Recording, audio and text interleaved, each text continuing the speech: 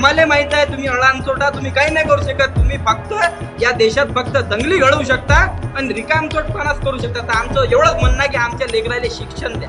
कारण की हा मध्यम वर्ग असा आहे, तो बाहेर जाऊन हेही म्हणू नाही शकत की माझ्या घरात खायला नाही आहे, आणि तो बाहेर जाऊन हे बी म्हणू नाही शकत की खायला आहे. म्हणजे तो मनात फसलेला आहे. तो हे बी नाही म्हणू शकत मी श्रीमंत आहे, गरीब बी नाही आहे. म्हणजे प्रत्येक जण इथं धार्मिकतेवर बोलायला तयार आहे, पण इथं पेट्रोल डिझेलचे भाव म्हणा किंवा महंगाई म्हणा याच्यावर बोलायला तयार नाही आहे. यायले आपल्या भारतातले लेकरं, अरे तुम्ही नाही करू शकत महागाई कमी काही नका करू.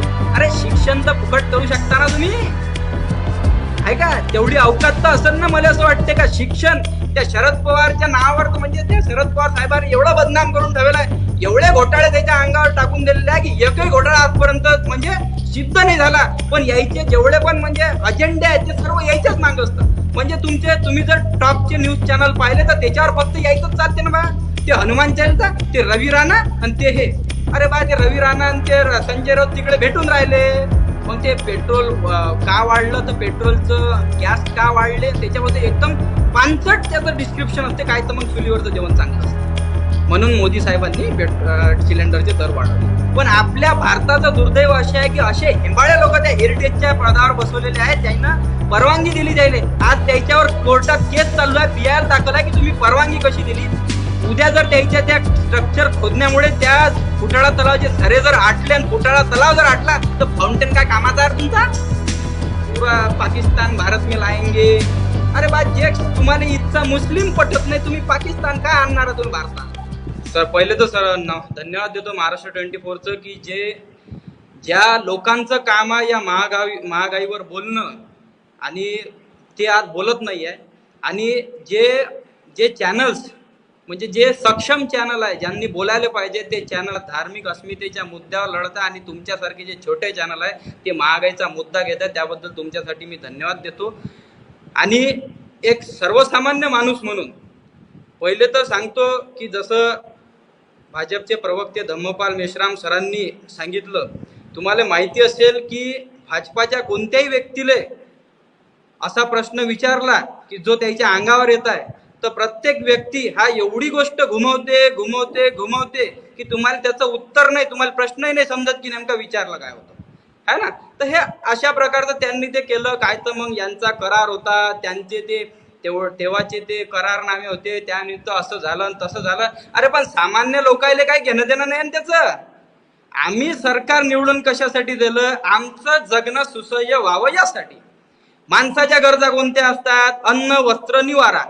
आणि तुमच्या या चक्करमध्ये म्हणजे 56 इंची छाती 56 इंची दाखवण्यासाठी तुम्ही असे म्हणजे जे तुम्ही काम करत आहे ना ते फालतूपणा आहे. आता आपले अर्थमंत्री निर्मलाताई सीतारामन यांनी आता वॉशिंग्टनमध्ये जी जागतिक नाणेनिधी आणि जागतिक वर्ल्ड बँकेची जी परिषद होती त्याच्यात काय म्हटलेलं आहे माहित आहे का, की भारतातली जी वाढती महागाई आहे ती काही एवढी नाही आहे, एवढी वाढलेली नाही आहे. आता विचार करा, जे भारताची अर्थमंत्री आहे ते म्हणते की एवढी वाढली नाही आहे. अरे बा, तुमचे लेकरं चांगल्या कॉलेजमध्ये शिकतात, फॉरेनमध्ये शिकतात, आमचे लेकरं अजून झेडपीमध्येच आहेत. तर तुम्हाला जरी समजत नसलं तरी सामान्य माणसाचं आयुष्य हे एकदम बेकार झालेलं आहे. तुम्हाला सांगतो, कोरोनानं पहिले तर वाट लावली 2 वर्ष. म्हणजे जो माणूस जगत होता 10-12 हजारामध्ये, तेही जगणं त्यानं मुश्किल करून टाकलं. जेव्हा तो जगण्यासाठी धडपडत आता प्रयत्न करून राहिला होता, त्याच्यात तुम्ही म्हणजे जेव्हा 5 राज्याच्या विधानसभा निवडणुका होत्या उत्तर प्रदेश वगैरेच्या, तेव्हा तुम्ही पेट्रोलची दरवाढ रोखून ठेवली. आणि जसे इलेक्शन झाले तसे दरवाढ वाढवली. याच्या चक्करमध्ये सामान्य माणसात जो झाला जगण्यासाठी धडपड करून उठून उभा राहिला होता, त्याची डबल तुम्ही वाट लावली. तुम्ही पेट्रोल डिझेल म्हणजे डायरेक्ट डबलच केलं ना बाबा. माझं 70-75 कुठं आणि 125 कुठं. म्हणजे याच्यात होरपडला कोण चालला? सामान्य माणूस. आणि असं नाही की सामान्य माणूस म्हणजे ज्याच्याजवळ गाडी आहे त्यालाच फक्त धड बसत आहे. अरे पेट्रोल डिझेलचे भाव जसे जसे वाढले तसं तुमचा भाजीपाला वाढून राहिला, दूध वाढून राहिलं. तुमचे जेवढे बी धातू असतील म्हणजे जे बांधकाम व्यावसायिक असतील त्याचे जे धातू असतील, सिमेंट असतील, म्हणजे अन्न, वस्त्र, निवारा याच्यापेक्षाही जास्त गरजा आज माणसाच्या झालेल्या आहेत. त्यात सेवा पण आल्या. म्हणजे या सर्वच गोष्टीवर याचा परिणाम होत आहे.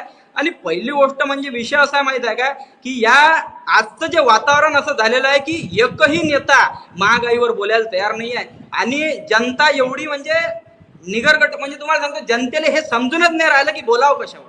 म्हणजे ज्या लोकांना त्याचं नेतृत्व म्हणून निवडून दिलेलं आहे ते हेंबाळेपणा करून धार्मिक अस्मितेचे मुद्दे उकरत आहे आणि इथं माणसाले खायची सोय नाही. अरे तुम्ही सांगा आज केंद्र सरकारनं म्हणजे जेवढे केंद्रामधले जेवढे सर्वंट येतात नौकर वर्ग येते केंद्राच्या अंडरमध्ये त्याचा महागाई भत्ता वाढून राहिले.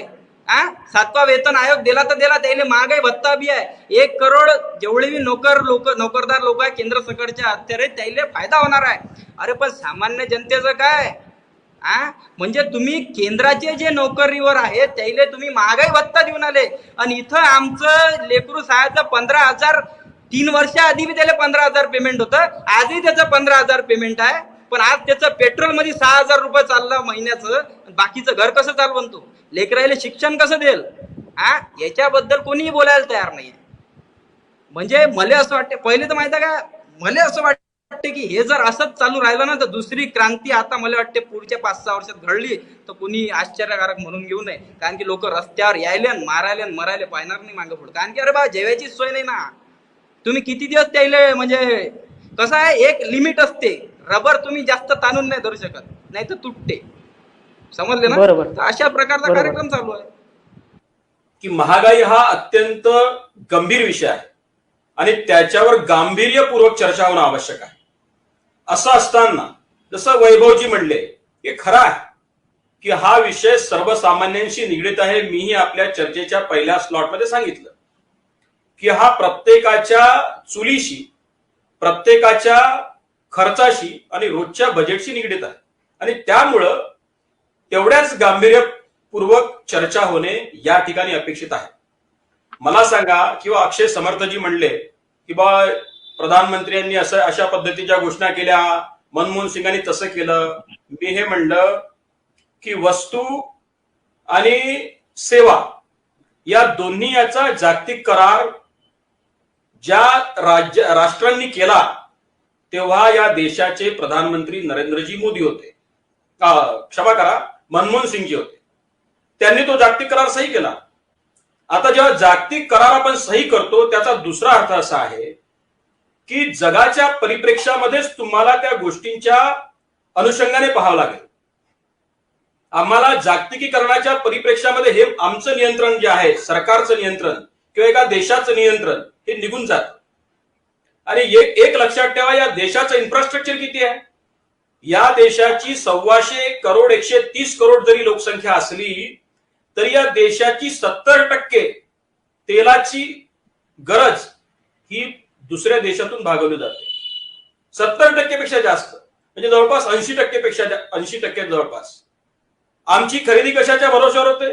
आमची जी काही गंगाजळी आहे डॉलरच्या भरोश्यावर आम्हाला दुसऱ्या देशाकडून सगळी उत्पादनं घ्यावी लागतात.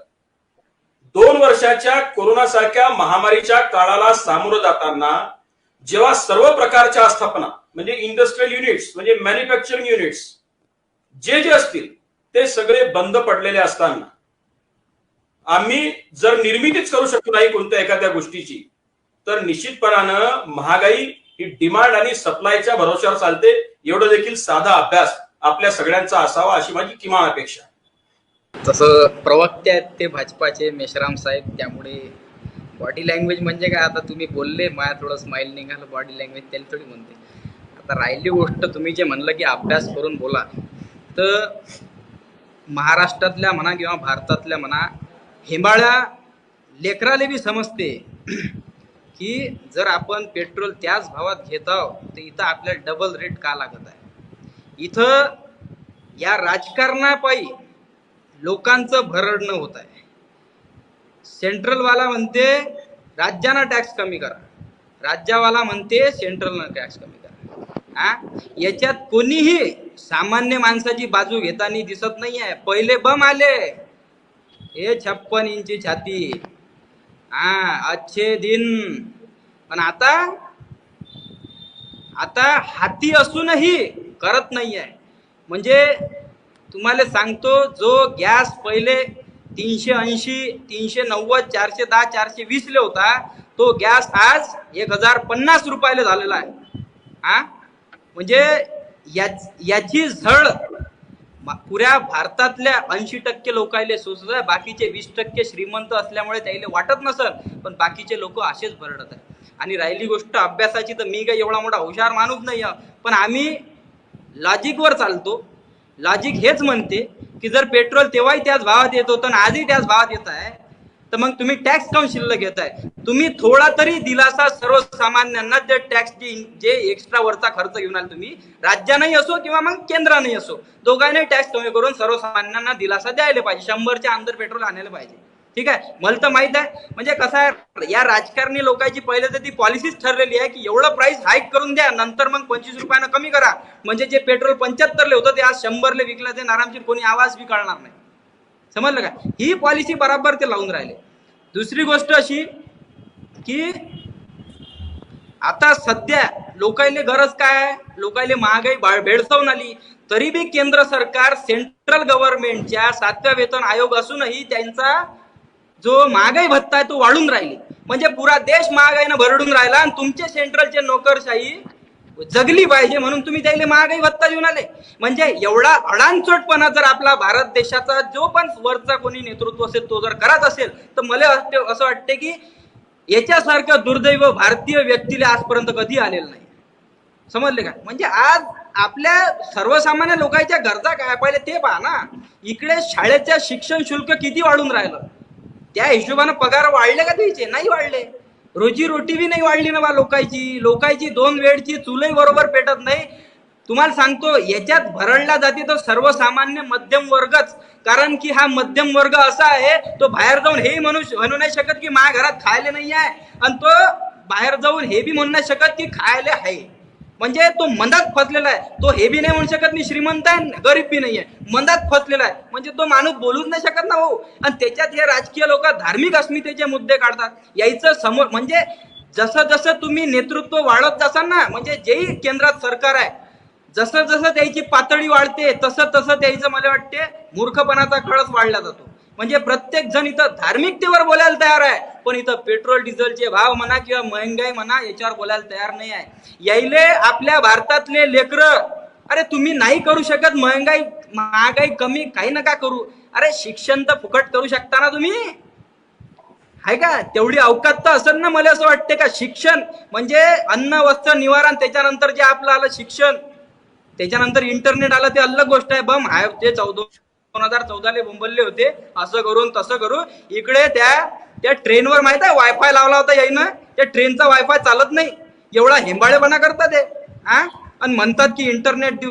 5वं ते टाकलं होतं त्यानं, अन्न वस्त्र निवारा, शिक्षण आणि इंटरनेट.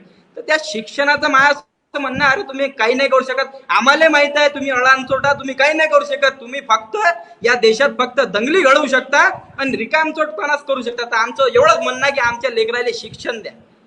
अरे ते शिकतील तर लेखाचे काहीतरी कमावतील तरी. अरे अति भारतासाठी नाही तर बाहेर तरी जातील बिचारे कमवायले. म्हणजे तुम्हाला सांगतो, करतील ना, काही बी करतील ना, पण शिक्षण तर द्या. आज विषय असा झालेला आहे की लोकांना, म्हणजे तुम्हाला सांगतो, कोरोनामुळे एक तर परिस्थिती काय झाली. माझ्याकडे आता माझ्या इन्स्टिट्यूट आहे डिजिटल मार्केटिंगचं. तुम्हाला सांगतो, पोरं येतात, पॉलिटेक्निक झालं, डिप्लोमा झाला, सोडून दिलं शिक्षण. काहून? तर पैसे नाही भरायले. इंजिनिअरिंगची फी भरायची लायकी नाही. कसं करणार आहे शिक्षण? आणि या ठिकाणी कोणताही राजकीय व्यक्ती बोलायला तयार आहे, बोंबलायला तयार नाही आहे. तिकडे बम ते हनुमान चालीसा म्हणतील, ऐसान वैसान चुकीच्या भले हनुमान चालीसा म्हणतील, हे छाती टोकपणे सांगतील, बोंबलत फिरतील. याचे घोटाळे त्याचे घोटाळे, काही बी आकडे टाकून काही बी करतील. आणि नंतर तो घोटाळा काही आयुष्यात सिद्ध होत नाही. त्या शरद पवारच्या नावावर, म्हणजे त्या शरद पवार साहेबांनी एवढा बदनाम करून ठेवला आहे, एवढे घोटाळे त्याच्या अंगावर टाकून दिलेले आहे की एकही घोटाळा आजपर्यंत म्हणजे सिद्ध नाही झाला. पण यायचे जेवढे पण म्हणजे अजेंडे आहेत ते सर्व यायच्याच मागं असतं. म्हणजे तुम्ही जर टॉपचे न्यूज चॅनल पाहिले तर त्याच्यावर फक्त यायचंच चालते ना बा. ते हनुमान चालीसा, ते रवी राणा आणि ते हे. अरे बा, ते रवी राणा आणि ते संजय राऊत तिकडे भेटून राहिले. आता मग हिंबाळ्या लोकांना म्हणजे काय, म्हणजे जे लोक यायनं इन शॉर्ट. कारण की तुम्हाला सांगतो की या देशामध्ये जो सत्ताधारी मागच्या 8 वर्षापासून आहे, त्यानं या देशातल्या तरुणाईला शिक्षण तर दिलं नाही, पण व्हॉट्सअप, फेसबुक आणि इंटरनेटच्या माध्यमातून यायच्या डोक्याचं म्हणजे पुरा खुडचटपणा करून टाक, म्हणजे बुरसटलेले डोकं करून टाकलेलं आहे. तुम्हाला सांगतो, जे पेट्रोलचे महागाई वाढेल आहे ना, त्याच्यावर असे पांचटलेले यायचे मेसेज असतात ना, यायचे जे पण म्हणजे नेते वगैरे असतात भाजपचे, त्याच्या ट्विटरवर पाहिसान तुम्ही, तर काय तर मग ते पेट्रोल का वाढलं, तर पेट्रोलचं गॅस का वाढले, त्याच्याबद्दल एकदम पांचट त्याचं डिस्क्रिप्शन असते, काय तर मग चुलीवरचं जेवण चांगलं असते, म्हणून मोदी साहेबांनी सिलेंडरचे दर वाढवले.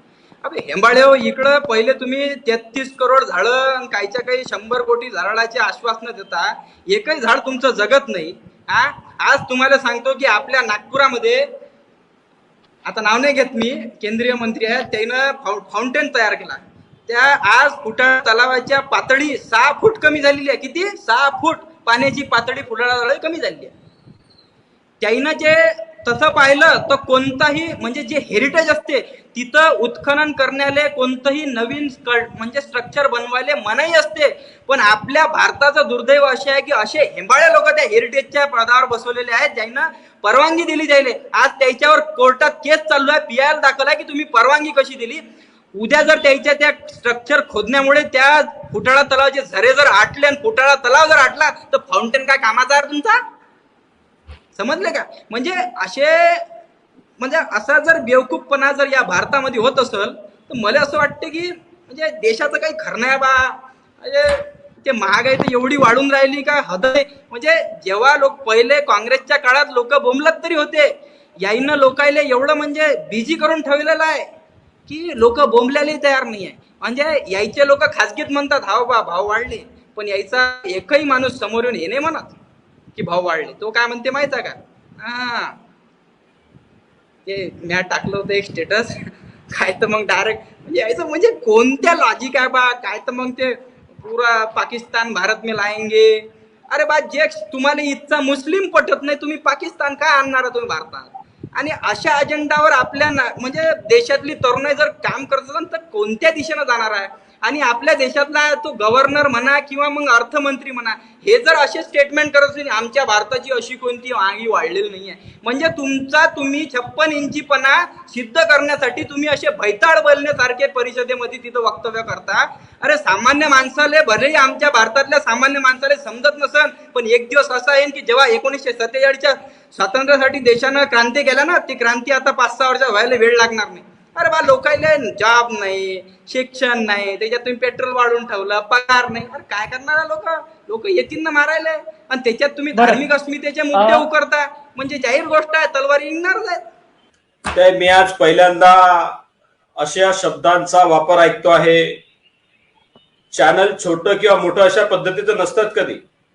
एकदा तुम्ही बोललात तो बाण असतो. हे हेमाडे, अवकात, लाज अशा पद्धतीचे शब्द या महाराष्ट्राच्या संस्कृतीला शोभणारे नाहीत. आणि त्यामुळे माझी नम्र विनंती आपल्याला आहे की अशा पद्धतीच्या शब्दांचा थोडा जपून वापर करा. जरी आपण विदर्भातले असलो तरी ही चर्चा कुठे जाईल, कोण पाहत असेल, तुमच्या येणाऱ्या पिढ्या पाहत असतील, तुमची बायका लेकरं पाहत असतील, त्याची देखील काळजी आपण सगळ्यांनी करावी अशी माझी नम्र विनंती आहे. पहिली गोष्ट त्याचा गैरसमज झालाय की राष्ट्र सामान्य माणूस त्याच लोकांनी शरद पवार साहेबांवर ईडी बसवली होती आणि नंतर म्हणे का ईडीच्या ऑफिसला जायची गरज नाही. मग एवढा हेंबाळेपणा पहिले कशाला करावा? पहिली गोष्ट, मी काही शरद पवार साहेबांचा माणूस नाही ना, माय ते आबा आहे की मी त्याची तरफदारी करू. माय फक्त एवढं म्हणणं आहे, तुम्ही जनतेला यायनं एवढं करू. म्हणजे आजही भाजपच्या आयटी सेल कडून शरद पवार साहेबाबद्दल मेसेज फिरवले जातात, एवढा घोटाळा, हे तसं ते तसं, लवासान फवासा. पण सिद्ध काय झालं? काहीच नाही. पण त्याच्या हेडलाईन बनवण्यात हे पटायत आहेत.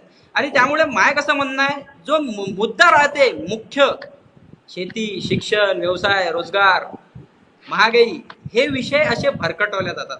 माझा मुद्दा हा होता. माझा मुद्दा हा नव्हता की शरद पवारांनी काय केलं आणि देवेंद्र फडणवीस यांनी काय केलं. दुसरी गोष्ट, नावाबद्दल तुम्हाला डिस्क्रिप्शन द्यायची मला गरज वाटत नाही.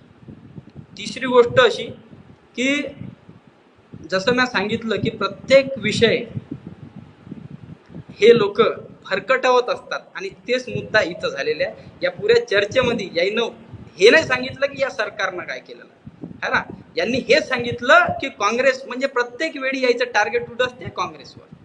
म्हणजे अरे बा आम्ही सामान्य जनता आहोत, आम्ही काँग्रेसला बी निवडून दिलं, आम्ही भाजपला बी निवडून दिलं, है ना.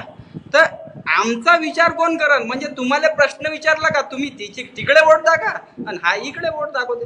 म्हणजे सामान्य माणसानं काय करावं. आता जाहीर गोष्ट आहे, सामान्य माणूस म्हणून माझी एवढीच अपेक्षा आहे की केंद्रात जे सत्ता आहे त्यानं महागाईवर काहीतरी करायला पाहिजे. म्हणजे विषय असा आहे, महागाई कमी नाही करू शकत तर तुम्ही शिक्षण सारख्या सुविधा या एक तर फ्री करू शकता किंवा मग 50% तरी करून द्या, जेणेकरून इंजिनिअरिंगच्या कॉलेजमध्ये पोट्टे शिकतील तरी. स्कॉलरशिप 50% भेटते हे सांगू नका, त्याच्याही 50% करा, है ना. समजले. दुसरी गोष्ट अशी की आज जो पेट्रोल दरवाढ वगैरे झालेली आहे ते कशी कमी करता येईल त्याच्यावर पहिलं लक्ष द्या, है ना. तिसरी गोष्ट अशी आहे की आज तुम्ही जे क्षेत्रीय म्हणजे लोकांमध्ये लोकांच्या अस्मितेचा फायदा घेऊन फक्त ते विषय असे भरकटवले जात आहे. म्हणजे काय, मग केंद्रातले म्हणतात राज्यावर आरोप करतात, राज्यातले केंद्रावर आरोप करतात आणि इथं भरडला कोण जातोय, सामान्य नागरिक. तर माझं असं म्हणणं आहे की तुमच्या राजकारणाच्या मधात सामान्य लोकांचे मुद्दे हे भरकटवू नका, त्याच्यावर काहीतरी सोल्युशन द्या, है ना. अजून एक महत्वाची गोष्ट म्हणजे अशी की आज तुम्ही जर वायपळ ठिकाणी जर खर्च करत बसले तर मला असं वाटते की आपल्या देशाचं काही खरं नाही. तर मला असं वाटते प्रामुख्यानं मी अजून एक सांगू इच्छितो की राज्यानं सुद्धा या दिशेनं लक्ष द्यायला पाहिजे. कारण की शेवटी मला तरी वाटते का आतापर्यंतचा सर्वात चांगला मुख्यमंत्री आता आपल्या महाराष्ट्राला भेटलेला आहे सध्या, संवेदनशील मुख्यमंत्री. बाकी फक्त बरडायचे काम नाही तर ऍक्च्युअल काम करून दाखवले त्याने, शेतकरी कर्जमाफी असो वगैरे, है ना. तर मला असं वाटतं त्यांनी अजून त्या पद्धतीनं कामं अजून करायला पाहिजे. ज्या योजना देवेंद्र फडणवीसांच्या काळामध्ये ज्या चांगल्या योजना होत्या त्या योजना या महाराष्ट्र सरकारनं ज्या बंद केल्या त्या सुद्धा या सरकारनं कोणताही अहंकार न बाळगता मला असं वाटतं त्या चालू बी करायला पाहिजे, ज्या चांगल्या होत्या त्याच. अजून एक महत्वाची गोष्ट म्हणजे या देशाचा जो कणा आहे म्हणजे 65% जो म्हटलं जातं की आपला भारत देशात तरुण वर्ग आहे, त्या तरुणाईला वेगवेगळ्या धार्मिक अस्मितेमध्ये गुंतवणूक न ठेवता याच्यासाठी आपण त्याचं शिक्षण, व्यवसाय, रोजगार याच्यासाठी काय करू शकतो याच्याकडे आपल्याला लक्ष द्यावं लागेल. कारण की फक्त महागाई ही काही सध्याची परिस्थिती नाहीये, होऊ शकते काय येणाऱ्या काळातही ती वाढणारच आहे ना. कारण की मला तरी असं वाटत नाही की पेट्रोल 100च्या खाली येईल. कारण की आणि म्हणजे ते एक गोष्ट होती काय, तर मग ते एक राजा होता, त्याला काहीतरी एक जण व्यापारी होता, तो म्हणे की पोळीचा रेट मी आतापासून 10 रुपये करत आहो म्हणते. तर पुरे ते तर राजा म्हणते की 10 रुपये नको करू, 20 रुपये कर म्हणते आणि पुरं वाटून दे म्हणते. तर पुरे लोक पहिले तर 5 रुपयाची 10 झाली म्हणून बोंबलत असतात. नंतर मग राजा निर्णय देते की 20 रुपये गेली ना, चाल 10 रुपये 50% दे रे. म्हणजे काय, म्हणजे 5 रुपयाची पोळी 10 रुपयाला व्यापाऱ्याला पाहिजे होती ती भेटून राहिली, 50% कमी झाले म्हणजे राजाची वाहवा होऊन राहिली. मला असं वाटतं त्याच पद्धतीचा जो सिनॅरिओ आहे तो आपल्या देशामध्ये सध्या चालू आहे. तर त्यामुळे मला असं वाटतं की राजकारण करा, पैसे तुम्ही खा, आतापर्यंत येणाऱ्या लोकांना बी खाल्ले, पण कसं आहे कामं करा. म्हणजे प्रत्येक गोष्टीत तो किरीट सोमय्या साहेब तिकडे डायरेक्ट त्या महाराष्ट्र सरकारला आंदोलनच दिलेलं आहे डायरेक्ट, हे घोटाळे घाल ते घोटाळे घाल. अरे बाकीचे प्रश्न आहेत. देवेंद्र फडणवीस साहेबांनी मागचे 2 अधिवेशन याच्यातच आवाज बोंबलण्यातच घालवले. ऍक्च्युअल वर्क तसं मला काही दिसलं नाही जेवढं मी त्याचे भाषण ऐकले. की आजच्या तरुणाईसाठी राज्यानं आणि केंद्रानं लक्ष द्यावं, नाही तर ही तरुणाई जी कामाची जी क्रयशक्ती आहे ती वाया गेली नाही पाहिजे, याच्यावर लक्ष